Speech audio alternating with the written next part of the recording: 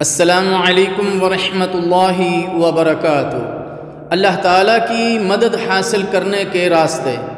عن ابی ہریرہ رضی اللہ عنہ عن النبی صلی اللہ علیہ وسلم قال من نفس عن مؤمن کربۃ من کرب الدنیا نفس اللہ عنہ کربۃ من کرب یوم القیامہ ومن یسر علی معسر یسر اللہ علیہ فی الدنیا والآخرہ ومن سطر مسلما سطره اللہ فی الدنیا والآخرہ واللہ فی عون العبد ما کان العبد فی عون اخیہ۔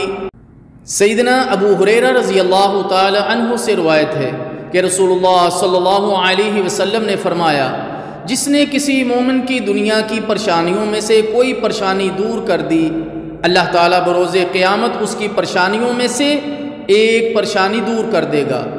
جس نے کسی تنگ دست پر آسانی کی، اللہ تعالیٰ اس پر دنیا اور آخرت میں آسانی کرے گا۔ جس نے کسی مسلمان کی پردہ پوشی کی، اللہ تعالیٰ دنیا اور آخرت میں اس کی پردہ پوشی فرمائے گا۔ اللہ تعالیٰ برابر بندے کی مدد میں ہوتا ہے جب تک بندہ اپنے بھائی کی مدد میں ہوتا ہے۔ جو شخص علم کی تلاش میں کسی راستے پر چلا، اللہ تعالیٰ اس کی وجہ سے اس کے لیے جنت کی راہ آسان کر دیتا ہے۔ جب کوئی قوم اللہ کے کسی گھر میں جمع ہو کر اللہ تعالیٰ کی کتاب کی تلاوت کرتی ہے اور اسے آپس میں پڑھتی پڑھاتی ہے تو ان پر سکینت کا نزول ہوتا ہے، اللہ تعالیٰ کی رحمت ان کو ڈھانپ لیتی ہے اور اللہ تعالیٰ اپنے پاس موجود فرشتوں میں ان کا ذکر کرتا ہے، اور جس کا عمل اسے پیچھے کر دے اس کا نسب اسے آگے نہیں لے جا سکتا۔